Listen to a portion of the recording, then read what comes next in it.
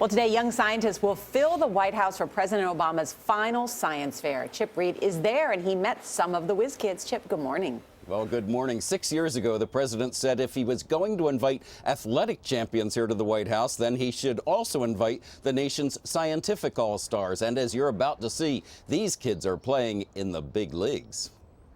Young scientists have set up camp at the White House with robots for heavy lifting and underwater discovery.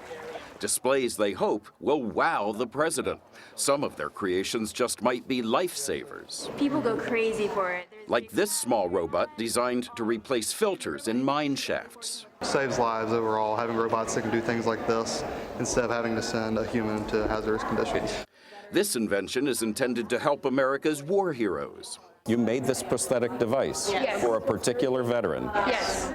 Simon, Maya, and Grayson are middle schoolers from Colorado. They built a prosthetic leg from scratch. We want to make it individualized for each specific veteran because Kyle, he used to hike and camp in the mountains.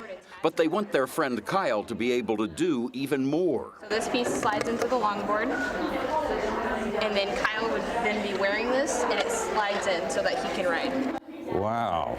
It spins that generator and then lights up those lights you see right there. Hannah Herbst also wants to use her extraordinary smarts to help a friend. Her pen pal Ruth in Ethiopia, who has no electricity. The 15-year-old's creation can be placed in water to generate power and light. We asked her to tell us exactly how it works. I had to convert that crazy cloud of electrons into DC power, or direct current, which is a straight line of electrons. And to do that, I used a bridge rectifier, which you see right there. Do you realize you're speaking a foreign language?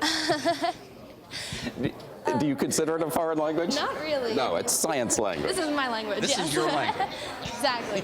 A language that can be translated into fun or serious business. And what do you do with those toys after you make them? Sell them. You sell them? Are you making some money? Not yet. Not yet, but you hope to? Hope so. At 9 years old, Jacob Leggett is a 3D printing entrepreneur. Yes, sir. What do you like about 3D printing? You can make whatever you want. If you had a big enough 3D printer, could you make a real White House? Yes, sir.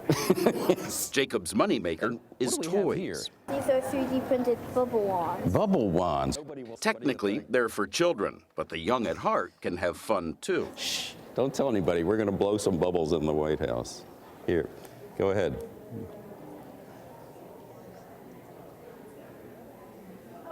Great job. Oh, I love Jacob. Something tells me the president is going to have a good time later today when he meets these brainiacs. He'll also make some news. Among other things, he'll announce some private sector investments in science education. Gail? I love looking at what the kids do. Chip, did other presidents have science fairs before the Obama administration? I really can't remember.